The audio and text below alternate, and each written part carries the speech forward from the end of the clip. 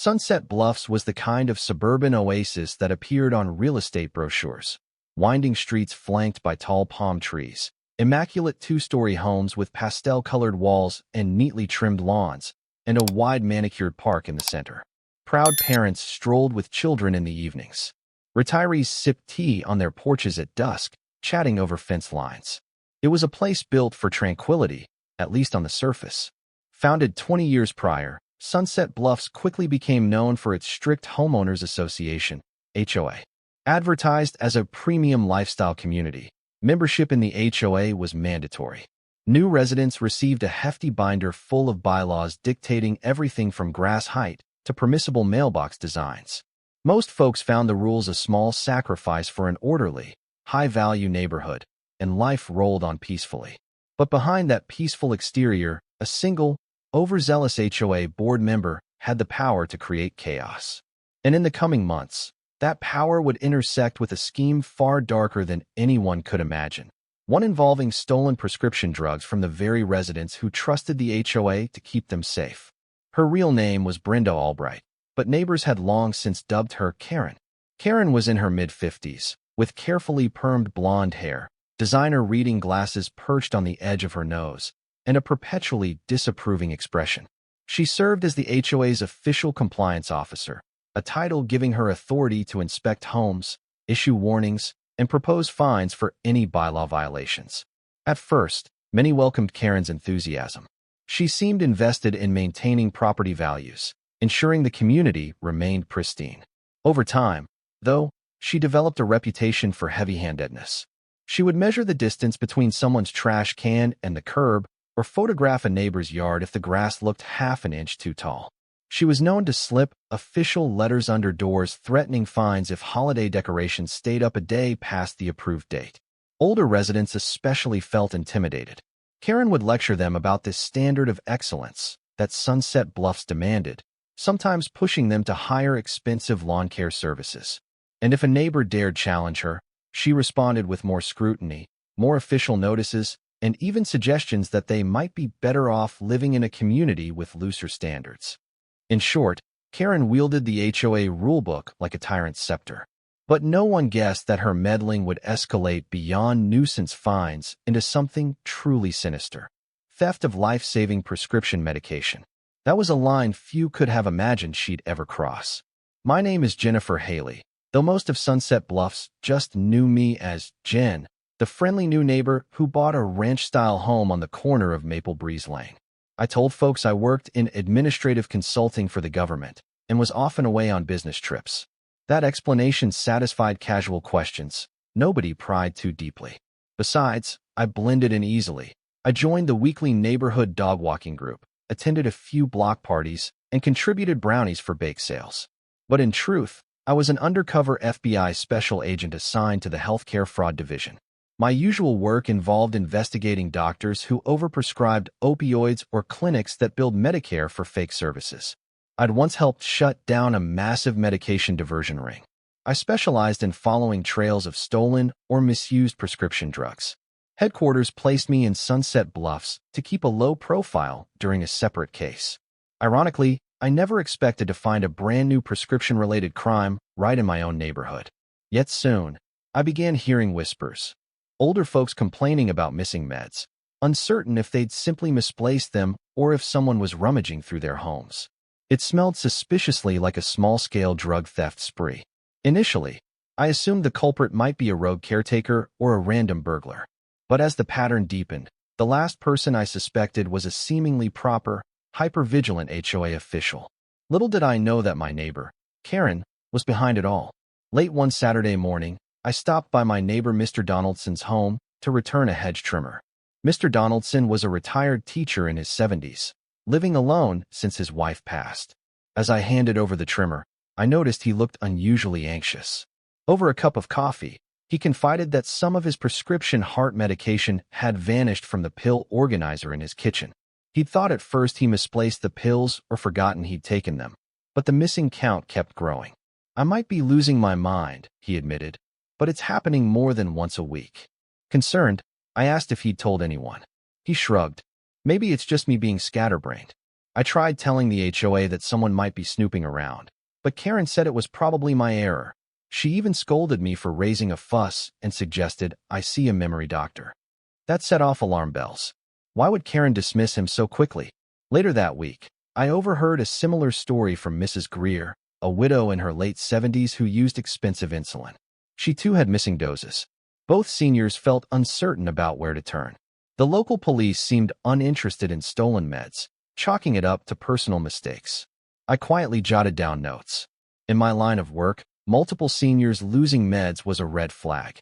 Prescription drug diversion was a real problem. But I had no direct leads yet. I resolved to keep my ears open.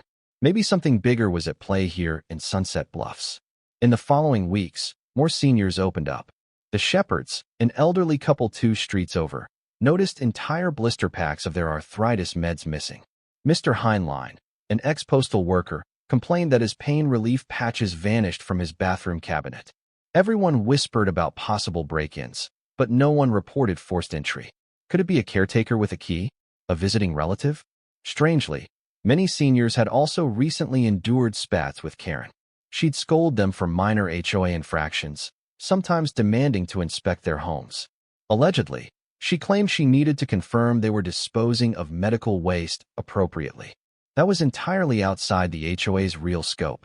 But older folks, not wanting conflict, often let her in or tolerated her rummaging through medicine cabinets and pantries under the guise of ensuring compliance with hazard disposal rules. A terrifying possibility formed in my mind. Could Karen herself be the thief? She had direct access.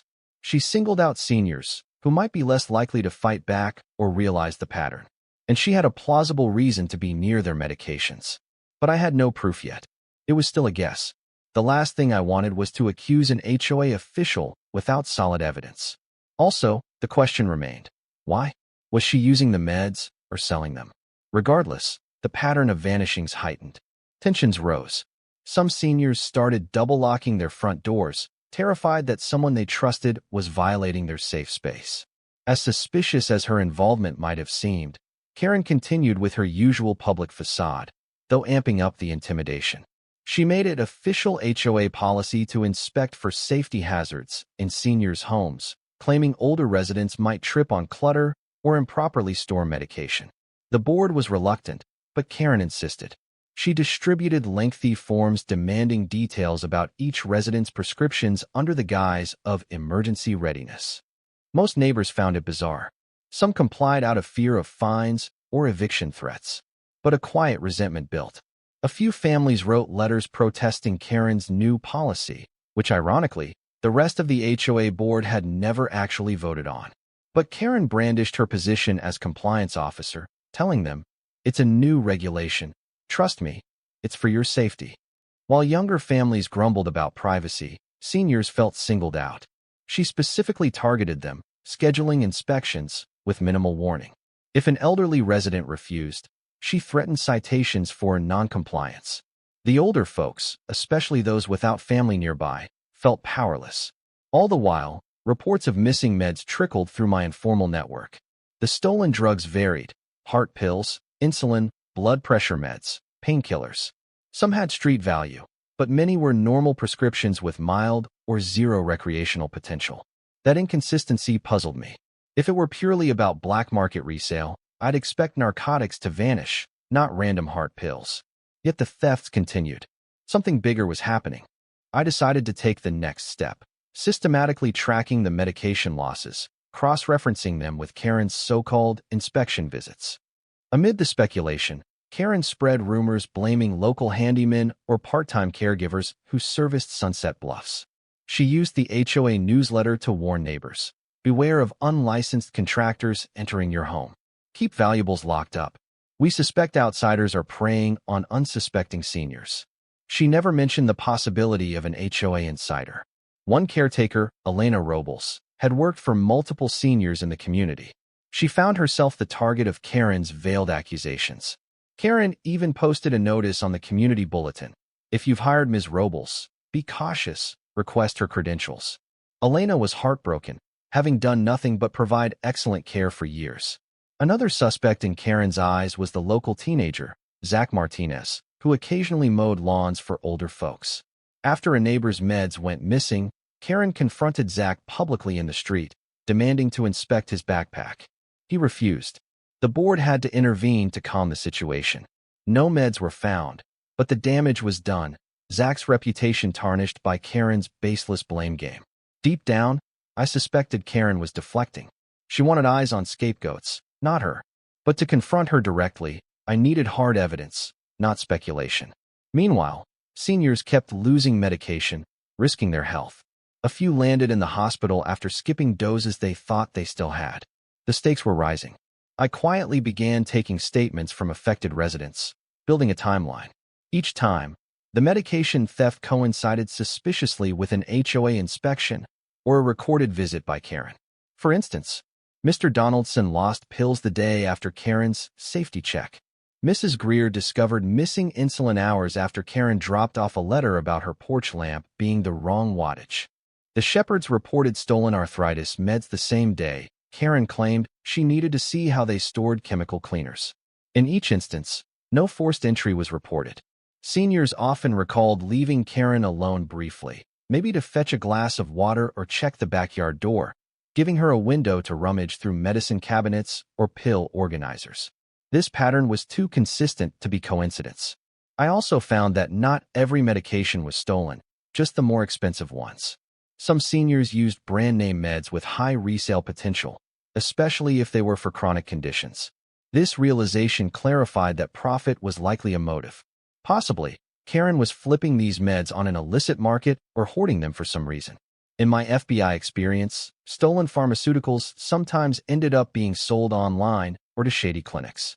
Armed with this knowledge, I was closer to the truth but still lacked a smoking gun.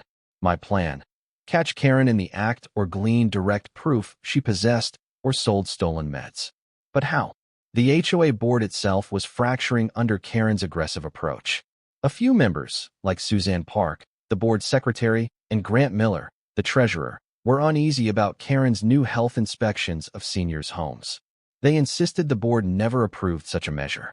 But Karen manipulated the official meeting minutes to imply she had brought authority for safety oversight. Meanwhile, neighbors began circulating a petition demanding the board rein in Karen. She responded by calling them malcontents and threatened higher HOA dues if they caused frivolous trouble. Tensions soared. The rest of the board realized too late how much power they'd ceded to her. She had a near-tyrannical grip, especially over older residents who feared retribution. I quietly reached out to Suzanne Park, explaining that suspicious medication thefts coincided with Karen's visits. Suzanne, horrified, confessed she'd long felt Karen went overboard but didn't suspect actual criminal intent. She promised to share any board documents that might help, especially Karen's inspection schedule or policy memos, that might reveal more direct links to the theft times. This step felt risky. I was effectively enlisting an unwitting informant. But the situation warranted it. People's health was at stake. If Karen was truly orchestrating medication theft, she had to be stopped. One evening, just past midnight, I was returning from a quick grocery run. Driving down the quiet street, I spotted an unusual sight. Karen's silver SUV parked halfway up the driveway of Mr. Donaldson's house. The lights were off inside. Mr. Donaldson typically went to bed early. Why would Karen be there at such an hour? I parked discreetly and observed. After a few minutes, Karen emerged from the side door, carrying a small tote bag. She looked around nervously, then hustled to her car and drove away. The entire scene screamed break-in, yet there was no sign of forced entry. I rushed to ring Mr. Donaldson's bell. Eventually, he came to the door, groggy. He insisted no one had visited. When I asked if he gave Karen a key or permission to enter, he looked confused. Well, she does have a spare key. She said it was for emergencies, but I never told her she could come this late. He quickly checked his pill organizer, discovering more doses missing. Alarmed, he realized the front door was locked, but Karen must have used the key anyway. This was major evidence of wrongdoing. But I needed more than a late-night visit. I needed to confirm the stolen meds were in Karen's possession or that she was distributing them.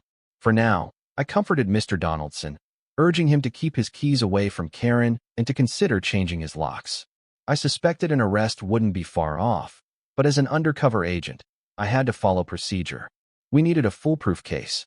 My next move was to cross-reference all known thefts with the times Karen might have used a key to access seniors' homes. Some older residents admitted they'd given Karen spare keys, trusting her, or succumbing to her pressure. She'd insisted it was for emergency well checks. Now, many realized that might have been a ploy. I also discovered that in the past month alone, Karen had made multiple suspicious trips out of town, documented by her telling neighbors she was visiting family. But her SUV logs from the community's exit gate, which kept records for security, showed she left at odd hours, sometimes returning the same day. Where did she go? I hypothesized Karen was traveling to an out-of-town drop-off point to sell stolen meds. My FBI training told me unscrupulous buyers often gather prescription drugs from a network of thieves, then redistribute them. I just needed to link Karen's stolen stash to these excursions.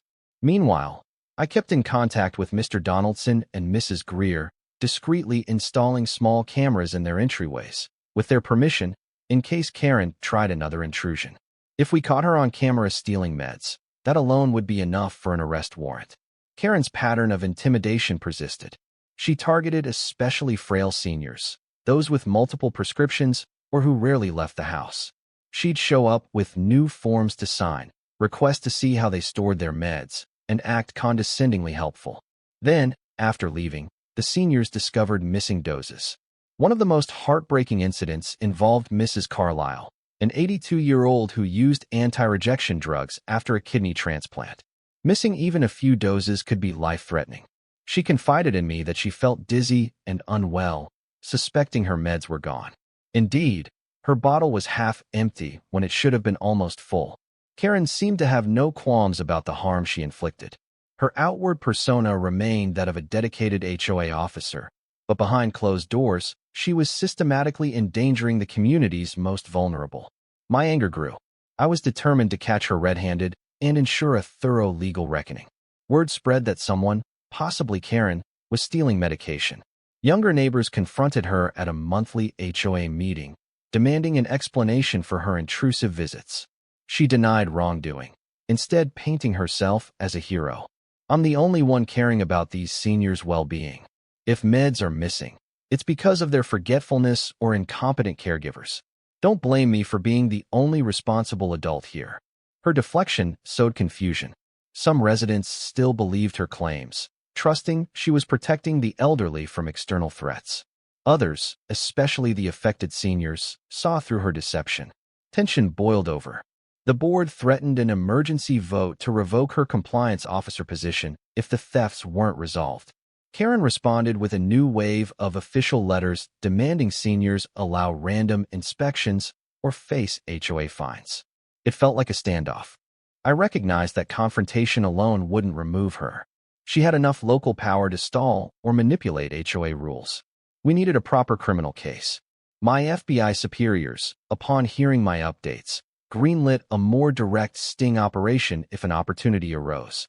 We wanted to ensure any arrest was airtight. No chance for her to weasel out on a technicality. I arranged with Mr. Donaldson and Mrs. Greer to set a trap. We placed hidden cameras near their pill organizers. They also agreed to let me hide special radio frequency trackers inside dummy medication bottles. If Karen pocketed these pills, we could trace them.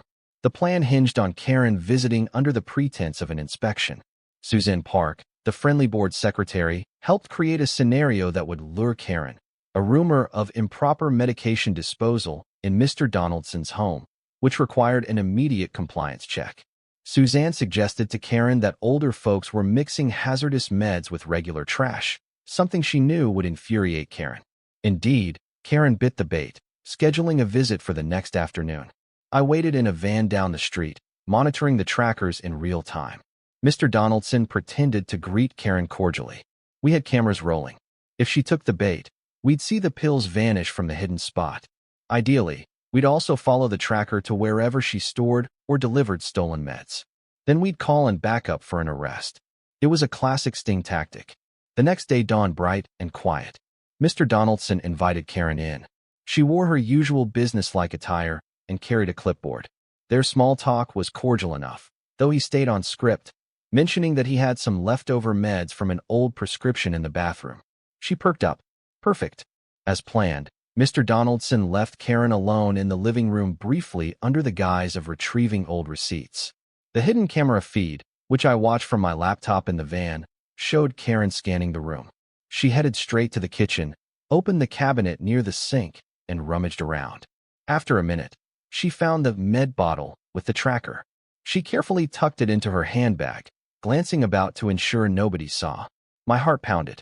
We had her, on camera, stealing a controlled prescription. She replaced a few items to make it look undisturbed, then calmly returned to the living room, telling Mr. Donaldson everything looked fine. Within minutes, she left, driving off in her SUV.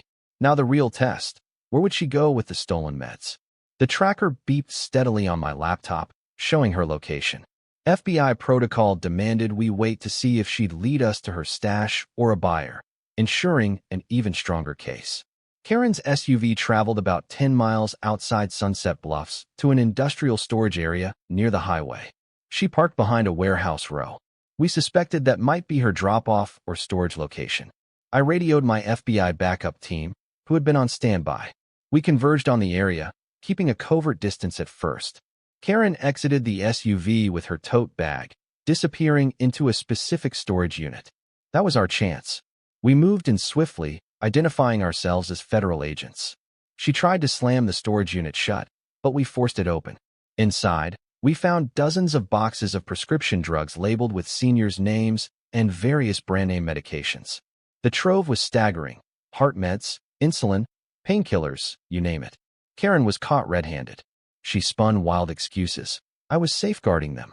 They were improperly stored by incompetent old folks, so I took them to keep them safe. But she had no explanation for why the boxes were hidden away in a private unit, or why she had no documentation about this program. Meanwhile, we had camera footage, the stolen tracker-laced meds, and the seniors' testimonies. Local police arrived to support us. Within minutes, Karen was handcuffed and read her Miranda rights.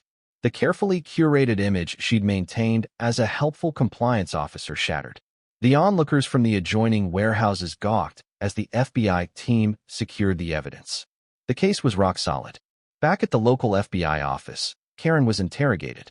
Confronted with the overwhelming evidence, she finally admitted she'd been systematically stealing seniors' prescriptions for months. At first, she sold only valuable painkillers and certain brand-name meds to a contact who resold them illegally. But as she got bolder, she took almost anything.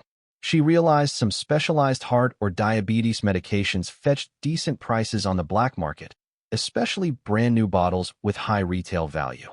She claimed she'd felt entitled, seeing how careless seniors were, and needed money due to personal debts. She used her HOA position to intimidate them, gleaning which meds they had. She faked safety inspections or used spare keys for emergency checks. She insisted she never meant to harm anyone. They have insurance, they can get more meds, she rationalized. The sheer callousness was breathtaking. Karen's confession sealed her fate. She faced numerous federal charges, from healthcare fraud to burglary, possession of stolen property, and possibly elder abuse.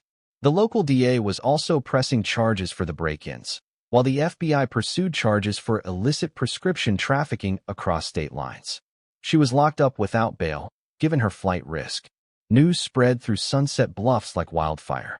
The unstoppable, tyrannical Karen had fallen in the most spectacular fashion, indicted by the FBI for preying on the very people she claimed to protect. The immediate fallout in Sunset Bluffs was both relief and outrage. Seniors felt vindicated, no longer second-guessing themselves. Younger families who had scorned Karen's heavy-handedness realized they'd underestimated her capacity for genuine malice. The HOA board quickly convened an emergency session, stripping Karen of all positions and banning her from the community for life. A forensic audit of her records revealed she'd fabricated policies and bylaws to gain access to homes. Local media jumped on the scandal. HOA official arrested by FBI for stealing seniors' meds. Cameras rolled as neighbors described Karen's intimidation. The public reaction was shock. How could an official from a quiet, upscale community stoop to harming vulnerable residents for profit? Inside the community, volunteers mobilized to support the seniors who had lost medication. Pharmacies, alerted by the FBI, helped expedite replacements. Meanwhile, local charities offered assistance to those suffering due to missed doses. A sense of communal solidarity emerged in the face of betrayal. For me, the final puzzle piece was easy to place. After testifying against Karen, I'd soon be reassigned to a new FBI post. But I carried satisfaction. I'd protected these gentle folks from a predator disguised as a do-gooder. Karen's trial was swift. Her lawyer tried to argue emotional distress or financial desperation, but the evidence was overwhelming. The prosecution laid out the entire timeline. Her manipulation of HOA powers, break-ins, forging forms, selling stolen meds. Multiple seniors gave emotional testimonies, describing their fear and health crises. The hidden camera footage from Mr. Donaldson's home was particularly damning, as was the discovery of the stolen pill bottle with the FBI's tracker in Karen's bag. The judge, clearly disgusted, handed down a harsh sentence: 7 years in federal prison for felony drug diversion and burglary.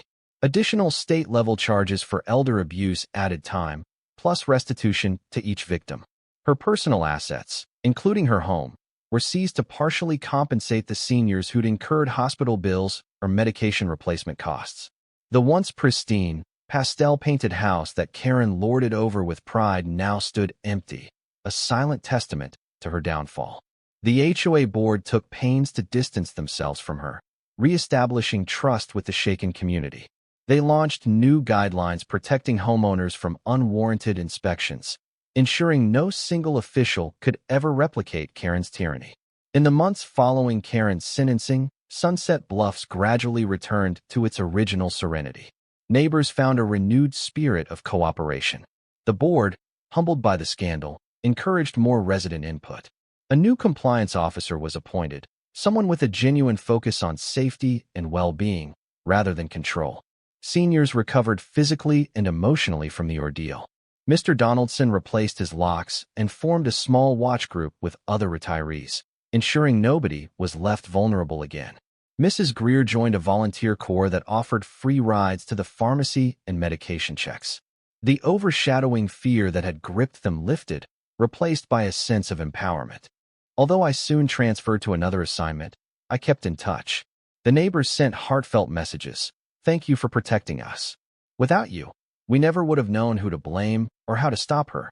I, in turn, felt a deep satisfaction from having used my FBI training to safeguard a community from an unseen danger.